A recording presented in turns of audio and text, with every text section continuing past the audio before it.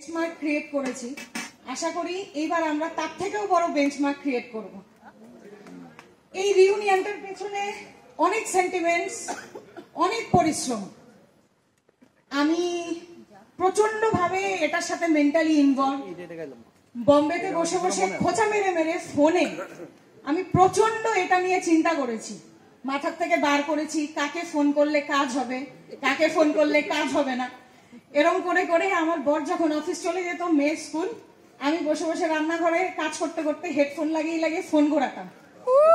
Phone ঘুরিয়ে ঘুরিয়ে সমস্ত কিছু চিন্তা করতাম যে প্রসেসটা এইরকম করলে এই হবে, প্ল্যান করার চেষ্টা করতাম।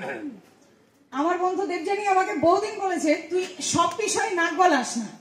এরপরে দেখা গেল আমি সব বিষয়ে নাক গলিয়েছি, বলতে আমি বাধ্য যে আমি সব বিষয়ে নাক গলিয়েছি, এবং সব বিষয়ে নাক গলিয়ে আজকে এটা এখানে দাঁড়িয়েছে।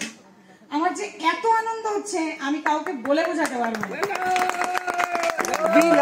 আমার একার পরিশ্রম না, সত্যি বলছি আমার একার পরিশ্রম না।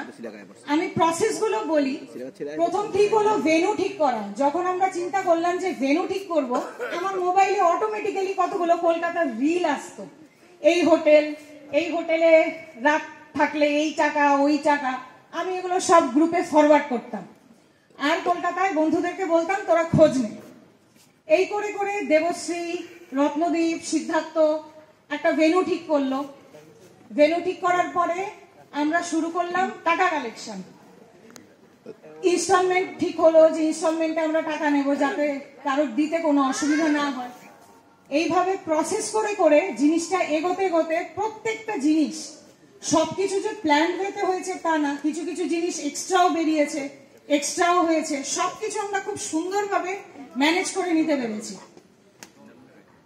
আর কিছু জিনিসের কথা না বললে নাই হয়। আজকে স্কুল লাইফের পরে রাজীব সাহার সাথে আমার কোনোদিন দেখা হয়নি, আমারও না। ভাস্করের সাথে আমার কোনোদিন দেখা হয়নি, আমারও না। আমি যখন রাজীবকে প্রথম ফোনটা করেছি আমার মনেই হয়নি যে 98 এর পরে রাজীবের সাথে আমার কথা হয়নি। রাজীব যখন আমাকে বলেছে যে আমি গ্রুপ ফলো করি না, সেম ভাস্করও বলেছে যে তুই যাই হইবে আমার একটু পার্সোনালি জানাই দিস। আমি যখন সেকেন্ড ইনস্টলমেন্টের জন্য রাজীবকে ফোন করেছি, রাজীব তখন ব্যাঙ্গালোর এয়ারপোর্টে আগরতলা যায়। ও আমাকে বলেছে আমি একটা এমার্জেন্সিতে আগরতলা যাইতাছি। তখন আমি জানি না কি এমার্জেন্সি। আমি তখন বললাম কেন ফোন করছোস? আমি বললাম সেকেন্ড ইনস্টলমেন্ট। আমি তোরা অক্ষণ গুগল পে করে দিতাছি বলে ও ইনস্ট্যান্টলি আমাকে টাকাটা পাঠিয়ে দিয়েছে। পরে 3-4 দিন পরে হঠাৎ আমার স্ট্রাইক করলো, রাজীব এমার্জেন্সির কথা বলেছে। কি এমার্জেন্সি? ফোন করে শুনলাম কাকু আর নেই। আমি তখন ভাবলাম যে এইরকম এমার্জেন্সির মধ্যেও ও আমাকে টাকাটা পাঠাতে 1 সেকেন্ডেরও দেরি করেনি। মানে সেটা একটা বিশাল বড় প্রাপ্তি আমার জন্য। সেই ভাস্করও যখনই বলেছি ও আমাকে গুগল পে করে দিয়েছে, একবারে দিয়ে দিয়েছে। আমি তোর একবারে দিয়া দিব। আর দুটো নাম যদি আমি না বলি নাই হবে।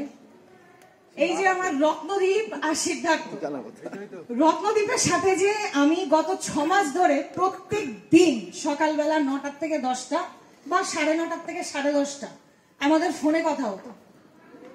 এই আমার দুটো ডান হাত আর বাঁ হাত যদি না থাকতো হয়তো রিউনিয়নটা আজকে এই জায়গায় দাঁড়াতো না। সত্যি কথা বলছি, রত্নদীপ যা খেটেছে, রত্নদীপ আর সিদ্ধার্থ, এই দুটো ছেলে ছাড়া রিউনিয়নটা হতো না।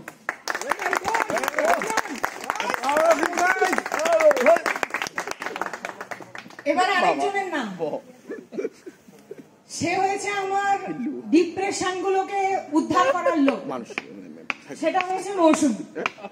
যখনই কোনো কিছু খারাপ লাগতো,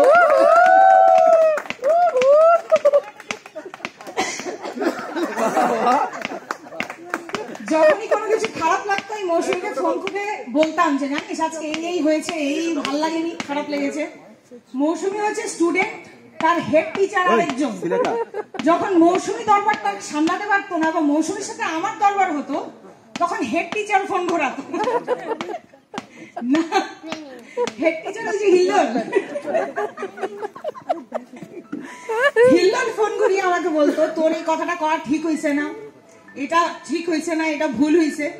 সত্যি কথাই আমি হয়তো খুব গুছিয়ে ভালোভাবে পোলাইটলি কথা বলতে পারি না, আমি যা বলি মুখের ওপর বলি, খারাপটাও বলি, ভালোটাও বলি। আমি মিষ্টি মুখে কথা বলতে পারি না, কিন্তু এইটুকু আমি জানি যে আমি সবার জন্য মন থেকে চিন্তা করি, সেটা আমি মাথা দিয়ে চিন্তা করতে পারি না। যাই হোক, আর বন্যা করে আমি বলবো, আজকে সত্যিই বলছি, মানে আজকে এই দুদিন শেষ হয়ে গেলে আমার খুব কষ্ট হবে। এই 1 বছর 12 মাস 11 মাসের যে পরিশ্রম, মাথার কাজ, মনের কাজ, ভীষণ ভালো লাগছে আজকে এখানে দাঁড়িয়ে তোদের সবাইকে দেখে একসাথে, প্রচন্ড ভালো লাগছে। আর আমরা 24, 25, 26, 27, 28 আবার রিউনিয়ন করব। আবার আমাদের 30 বছরের রিউনিয়ন। তখন আবার সবাই এইভাবে আসবে, সবাই আসবে এইভাবে।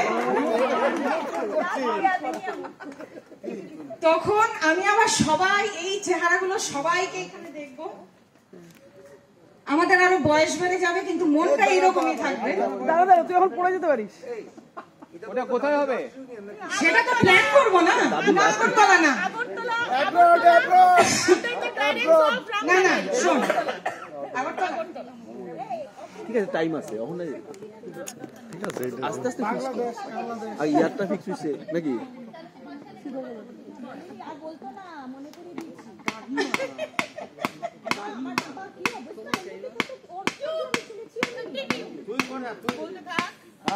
তো আমরা 2030 তে আবার রিউনিয়ন করব। 28 মানে 30 ইয়ার্স এর করব।